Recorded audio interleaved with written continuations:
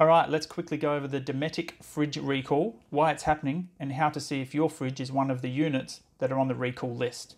As you can see here, the 12 volt side of the wiring has overheated to the point it's starting to char the wiring insulation and ruin the electrical connectors. The risk itself is low unless there is also a leak of gas or other flammable material that could combust from a small sparks possibly created from the unshielded wiring. So to tell if your fridge is affected, simply open the door and locate the rating label on either the left or right hand side as shown. Find your model number at the top and then your serial number 4th row down.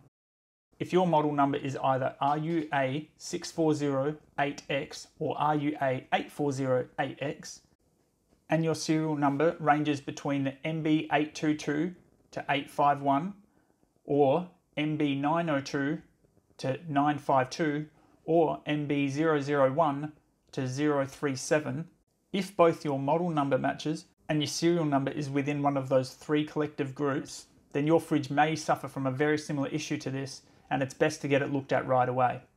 I've attached a link below to the Dometic website. They can direct you to your local service centre, or simply call up the place you purchased it from, tell them that you've checked your serial numbers and you believe your unit is one of the ones on the recall list, and make a booking to get it fixed.